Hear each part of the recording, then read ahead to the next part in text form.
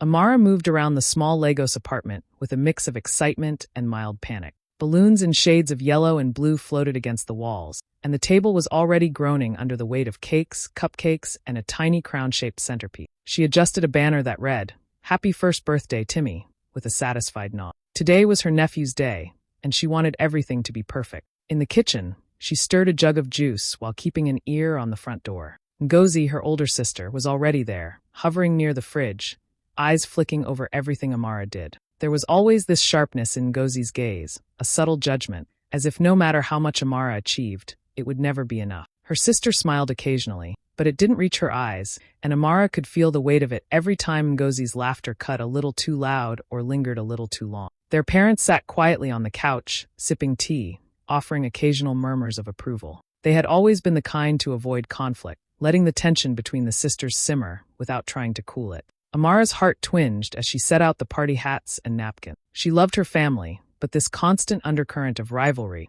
especially from Ngozi, was exhausting. As she arranged the final touches, Amara reminded herself that this was a celebration, not a battleground. But she couldn't shake the feeling that today, like many days before, Ngozi's envy might find its way into the open. And deep down, Amara knew she wouldn't let it steal her joy, not this time. The apartment buzzed with life. Music floated through the air, a mix of Afrobeats and children's songs, making it impossible not to tap a foot or sway along. Bright streamers hung from every corner, and the scent of fried plantain and jollof rice filled the room. Friends and relatives trickled in, some with gifts wrapped in shiny paper, others carrying cameras and phones, ready to capture every smile. Amara felt a surge of happiness as she held Timmy close, his little hands waving at the crowd as if he already knew he was the center of attention. She moved from guest to guest, introducing people, laughing at their jokes, and making sure Timmy was comfortable in his tiny party outfit. Every so often, she paused to take pictures, crouching down so the little one could grin at the camera. She marveled at how much life a single child could bring into a home. Ngozi lingered at the edges of the room, always close enough to be seen but never helping. Amara noticed how her parents smiled a little longer at anything Ngozi said, their laughter sounding a touch exaggerated. One aunt complimented Ngozi on her choice of dress, and even though Amara's outfit was carefully chosen, the attention felt uneven. A cousin nudged her and whispered, "Seems like Ngozi's the favorite today, huh?"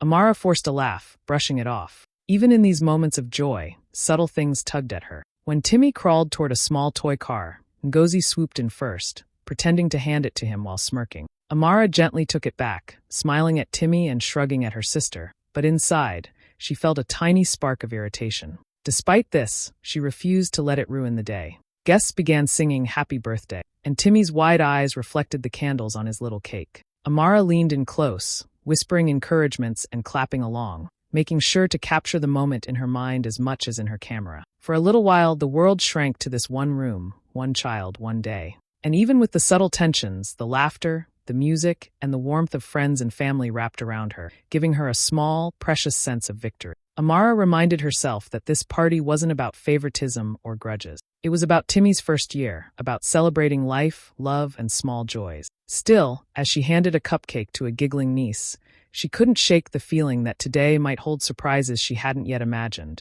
moments that would test her patience, her heart, and maybe even the limits of her family's loyalty. Amara was adjusting Timmy's little party hat when she felt the warmth of his tiny hand slip from her. She turned just in time to see him wobble and fall, but before she could reach him, a sharp movement caught her eye. Ngozi, standing a few feet away with that same smirk that had always unnerved her, had kicked Timmy, lightly at first but deliberately enough. Time seemed to slow. Timmy let out a startled cry, a high, piercing sound that immediately drew every gaze. Amara's heart stopped. She rushed forward, scooping him up, his little body trembling against her chest. "Timmy, oh my God, are you okay?"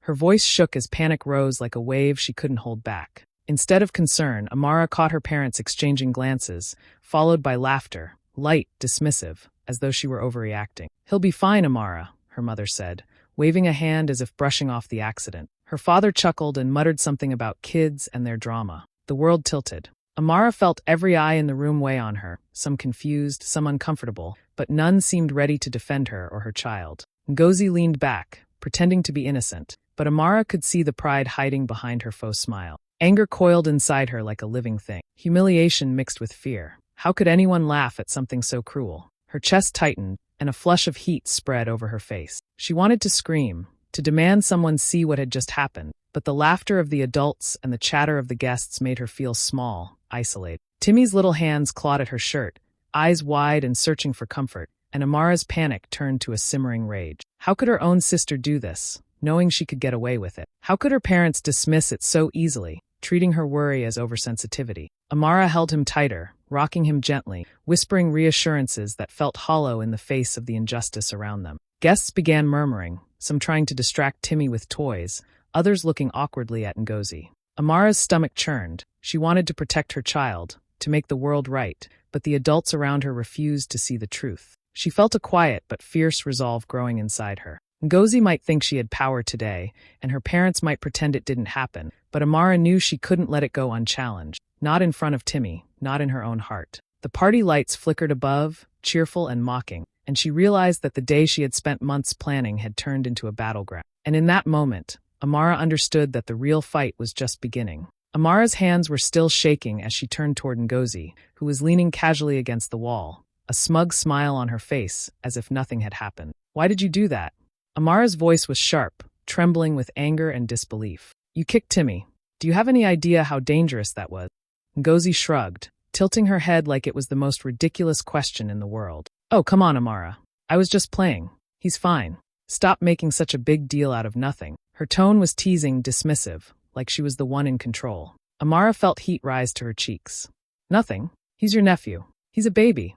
You can't just—" Her words faltered as she gestured toward Timmy, who was still clutching her shirt, his little face a mixture of confusion and fear. Her parents, sitting quietly on the couch moments earlier, suddenly found the situation amusing. Her father chuckled and said, "Amara, you're too sensitive. Kids get hurt sometimes. It's not the end of the world." Her mother nodded, smiling faintly. "Yes, let it go, dear. He's fine, really." Amara's stomach twisted. Their laughter, their dismissal, felt like a betrayal. She had expected protection, at least some acknowledgement of the wrong, but instead they minimized it, treated it as a minor inconvenience. She looked around the room at the guests, many of whom were uncomfortable but unsure how to intervene, and she felt an intense wave of isolation. Her eyes snapped back to Ngozi, who was now smirking, clearly enjoying the chaos she had created. Anger and humiliation mixed inside Amara like fire and ice. She thought about every time her sister had undermined her, every time she had been dismissed or overlooked, every little moment her parents had favored Ngozi over. It all surged forward, raw and undeniable. "Do you even care?" Amara's voice shook with fury. "Do you care that you hurt him? That I trusted you?" Ngozi's eyes flicked away. "You're overreacting. Really, Amara. Just calm down. Everyone's fine." Amara's hands clenched into fists. Calm down. After what her sister had done, and after the people who were supposed to care laughed it off, her mind raced with memories of favoritism, of being underestimated, of always needing to prove her worth. It wasn't fair. Nothing about this was fair. She felt a cold, hard resolve building inside her. She couldn't let this slide, not now, not ever. Ngozi might laugh, her parents might dismiss it, but Amara knew what had happened. And she knew she had to protect Timmy, to stand up for him, even if it meant standing alone. The party continued around her, with music and laughter that felt like it belonged to another world. In that room full of smiles, Amara felt a deep, simmering anger that would not be ignored. She realized that this was not just about a moment. It was about everything that had been simmering under the surface for years. Amara sat in the corner of the living room, Timmy sleeping lightly in her arms, the party continuing around her like nothing had happened. Music, laughter, and chatter filled the air, but she felt a sharp divide between the celebration and the storm inside her. She kept thinking about whether she should stay, keep smiling for appearances, nod at her parents, and let the day continue as if everything were normal. But every laugh she heard from her parents and every sly look from Ngozi felt like a weight pressing down on her chest. Memories flashed uninvited, her childhood, always compared to Ngozi, her achievements downplayed, her ideas brushed aside. School awards her parents had barely noticed, accomplishments at work that her sister casually overshadowed. Every small dismissal, every favor given to Ngozi, every subtle insult now lined up in her mind like soldiers, each one adding to the heaviness she felt. She had tried to ignore it, tried to tell herself it wasn't important, but it had been building quietly, like pressure underwater, and today it had burst. She thought of Timmy, his small face lighting up at smiles that weren't real, at attention given unevenly, at the careless cruelty of a person who should have loved him like family. She realized she couldn't stay here. Not for appearances, not for tradition, not for the comfort of keeping her family intact. Staying would mean letting this go, letting herself and her child be treated as less, letting the past continue to dictate her life. Amara felt a clarity she hadn't allowed herself before. She could leave. She could reclaim her space, her dignity, her sense of control. She didn't need permission. She didn't need anyone's approval. The thought was terrifying, yes, because it meant stepping into the unknown, leaving behind the house she had grown up in, the traditions she had known, the people who were supposed to love her. But the alternative, staying in a place where cruelty was laughed off, where favoritism ruled, where her child could be hurt without consequence, was unacceptable. Her heart pounded, but the fear mingled with a fierce sense of resolve. She whispered to herself, "We're leaving. We're done with this." For the first time, she saw the path clearly. She could walk away, take Timmy with her, and build a life that was safe, fair, and free from the shadows of envy and neglect. Amara stood, cradling her son, and felt a weight lift from her shoulders. She would leave, and she would not look back. This decision was not just about today. It was about reclaiming her life, protecting her child, and refusing to let years of dismissals define her. She didn't know exactly what awaited them outside these walls, but she knew that staying here was no longer an option. And in that certainty, a quiet strength settled in her chest,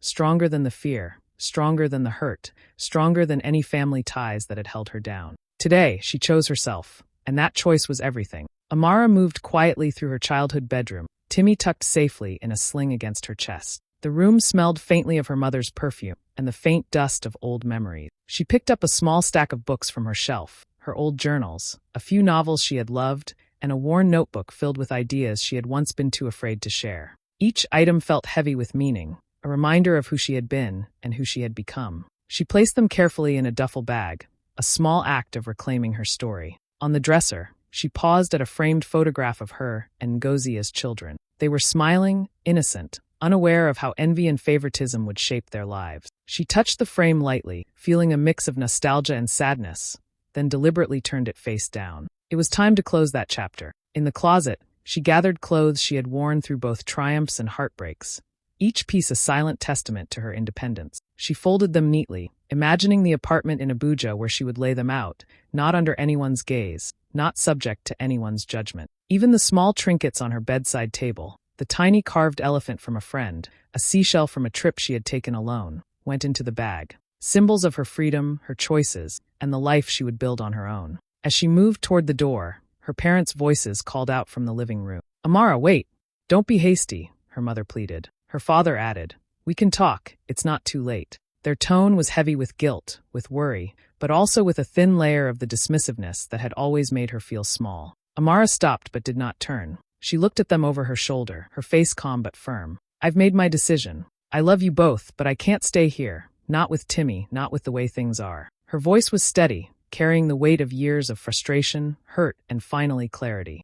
Ngozi appeared at the doorway, smirking as if this were a scene from a play where she always won. Amara's heart flared, but she held Timmy closer. "We're leaving," she said simply. "And this time, we're not coming back." Every step toward the taxi that would take them to a new life was both terrifying and liberating. The apartment, the walls that had seen laughter and cruelty, favoritism and dismissal, was now behind them. Each item in her bag, each small token she carried, was a symbol of her independence and dignity. As the taxi pulled away, Amara glanced back one last time. Her chest tightened at leaving the place that had shaped her, yet she felt lighter than she had in years. She held Timmy close, whispered promises of safety and love, and let herself imagine the future. A life built on her terms, free from envy, free from judgment, and full of the quiet power that came from finally choosing herself. Amara unlocked the door to her small apartment in Abuja and stepped inside, Timmy resting in her arms. The space smelled faintly of fresh paint and new beginning. It wasn't large, but it was hers, and for the first time in a long while, she felt a quiet sense of control. She set Timmy down on a soft rug and began arranging the few pieces of furniture she had brought. Her bed, a small table, a comfy chair by the window. Every placement was a choice, every object a statement that this was her life now, on her terms. The first few days were a whirlwind. She unpacked her belongings, hung her favorite pictures on the walls, and arranged Timmy's toys in neat little baskets. Simple things, like seeing Timmy crawl freely across the carpet or laugh at a toy he had claimed as his own, made her chest swell with pride. She discovered small victories in daily routines, cooking meals exactly how she liked them, organizing her closet just so, and even figuring out the bus routes to run errands. Each step, however ordinary it seemed, was proof that she could handle life on her own. Outside the apartment, she started exploring the neighborhood. A friendly neighbor helped carry groceries one day, another offered tips on local markets. Amara began to make connections, casual friendships that slowly grew into support. She realized she could create her own network, people who valued her without the invisible weight of judgment or envy. At night, she would sit with Timmy in her lap, looking out at the city lights and feeling a sense of accomplishment that had nothing to do with Ngozi or her parents. Even as she settled into this new rhythm, her mind occasionally wandered back to Lagos. She imagined how her parents might be reacting, how the silence of her absence was starting to echo louder than any argument she had left behind. The thought brought a small, private smile. For once, she held the power. They were the ones who might worry, who might reflect on what they had lost by letting her go. Timmy's laughter and curiosity became the anchor of her days. Every meal she cooked for him, every game they played, every story she read aloud reminded her that she was building more than just a home. She was building a safe space, a life full of her own rules and love. By the end of the first week, Amara sat on her balcony, Timmy asleep beside her, feeling something she hadn't felt in years: empowerment. She wasn't just surviving, she was thriving. She had left behind favoritism, judgment, and old hurts. Each small victory, no matter how minor, reinforced the truth she had been hesitant to embrace before. She was capable, strong, and free. And as the city stretched out below her, alive with possibility, Amara knew this was only the beginning of the life she had fought so hard to claim. Amara leaned back in her small home office, the sunlight streaming through the window, and let herself smile. The freelance graphic design projects she had taken on were finally starting to pay off. Clients appreciated her creativity and professionalism, sending referrals her way. She organized her schedule carefully, balancing work with Timmy's needs, and discovered a rhythm that worked. Every completed project, every satisfied client, felt like a victory not just for her career, but for the life she had fought to create. She began networking more intentionally, attending local workshops and meetups. People noticed her drive and resilience, asking for advice or collaborations. One evening, after finishing a tight deadline, a fellow freelancer sent her a message. "You inspire me. How do you manage it all?" Amara laughed softly, feeling proud though quietly. She knew it wasn't luck. It was determination, discipline, and the refusal to let the past define her. Timmy's laughter and curiosity filled the apartment as she worked, a reminder of why she had taken this path. She watched him try to stack blocks or scribble with crayons, small milestones that felt huge because she was there to witness them, not pushed aside by neglect or favoritism. Each day she spent building both her career and their life together reinforced her belief that leaving Lagos had been the right choice. Meanwhile, news from her family trickled in slowly. She heard through mutual friends that Ngozi had been bragging about small successes, trying to claim admiration from relatives. But when she compared her own life, she realized the difference was stark. Amara was thriving without the need for validation from her family, without their interference or approval. And though she didn't seek to compete, she could sense the envy growing in Ngozi, a subtle tension that Amara now recognized as inevitable. The contrast fueled Amara in a quiet way. Every email, every new client, every small win reinforced the life she was building for herself and Timmy. She started thinking bigger, maybe expanding her freelance work into a small studio, hiring an assistant, or offering workshops to younger designers. Each idea felt possible because she had created space to grow without the constant judgment she had endured for years. Evenings became her favorite time. She would sit with Timmy after dinner, reviewing the day, celebrating the little achievements, and planning the next steps. She felt empowered in a way that wasn't loud or boastful, just a steady, unshakable confidence. She didn't need her family's praise anymore. The sense of freedom, of self-reliance, was intoxicating. Ngozi's jealousy might linger. Her parents might still wonder what went wrong. But Amara didn't care. She had discovered her own strength, and for the first time, she realized she didn't need anyone else to define her worth.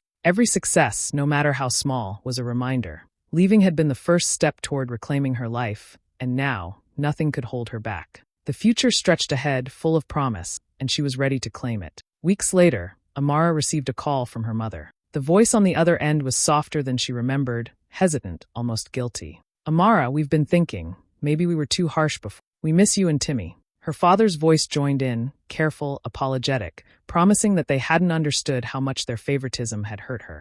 Amara listened quietly, her hand resting on Timmy as he played beside her. The words sounded unfamiliar, almost foreign, like echoes from a world she had left behind. She could hear the discomfort behind her parents' tone, the belated realization that they had been unfair, that they had laughed when they should have protected. Ngozi's name came up too, in the same breath, with apologies that felt like afterthoughts, acknowledging past envy and dismissals.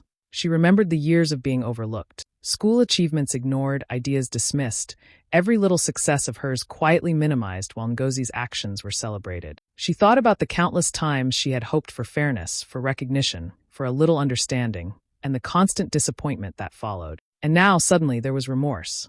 It felt like a gift wrapped too late. Her instinct was to respond cautiously, not to rush into forgiveness. She could feel the power in holding her ground, in protecting the life she had built for herself and Timmy. She thanked them, carefully, for acknowledging their mistakes, but made it clear that reconciliation wouldn't be simple or immediate. "I appreciate your words," she said, voice steady, "but it's not just about saying sorry. It's about change, about trust, and that takes time." The conversation was awkward, filled with pauses, as her parents fumbled for explanations, excuses, and promises. Amara noticed the hypocrisy in their tone, how quickly they had dismissed her feelings before, how readily they had laughed at cruelty, and now, how carefully they measured every word, as if trying to make up for years of neglect with a few sentences. She didn't let it unsettle her. Instead, she used it as a reminder of how far she had come. Hanging up, she reflected on the growth she felt inside herself. She no longer needed their approval to define her worth. Her life in Abuja, her thriving career, the happiness she shared with Timmy, these were her victories, built on her choices and resilience. She could acknowledge her parents' remorse without giving them power over her heart or her decisions. Amara held Timmy close and smiled, feeling a quiet strength settle over her. She was proud of how far she had come, proud of setting boundaries, proud of protecting her child and herself. Forgiveness might come someday, but for now she stayed firm. She had learned the value of self-respect, of choosing her peace over appearances, and she wasn't willing to sacrifice it for anyone, not even family. In that calm, resolute moment, she understood that true reconciliation had to be earned, and until then, she would continue living her life on her own terms, fully empowered. The apartment in Abuja was alive with laughter and color. Balloons swayed gently from the ceiling, a banner reading "Happy Second Birthday, Timmy" stretched across the wall, and the scent of homemade jollof rice and grilled chicken filled the air. This time, the room was filled with people Amara had chosen, friends who supported her, neighbors who had become like family, and colleagues who admired her drive. There were no smirks, no favoritism, no judgment, just warmth and joy. Timmy ran around in his tiny party hat, giggling as Amara lifted him into the air. Every smile he gave, every laugh, was a quiet victory for her. She captured the moments in pictures, not for anyone else's approval, but for herself, for the life they had built together. In the back of her mind, she thought about her family in Lagos. She knew they were hearing about her successes through whispers and messages, seeing her thriving life unfold without their interference. It was subtle, quiet, but she allowed herself a small, private satisfaction. She hadn't needed their support to succeed. In fact, leaving had shown her just how strong she could be. Amara paused for a moment, holding Timmy close, watching him blow out the candles with a triumphant cheer. She reflected on everything she had learned, the importance of self-worth, the necessity of boundaries, and the courage it takes to break cycles of neglect and favoritism. She realized that protecting herself and her child had been the first step toward freedom, and that freedom had allowed her to flourish in ways she hadn't imagined. As she smiled at Timmy, she felt calm, proud, and fully alive. She had chosen herself, chosen her peace, and in doing so, had built a life that no envy, no jealousy, and no outdated family expectations could touch. This was her victory, quiet but undeniable, and it was just the beginning.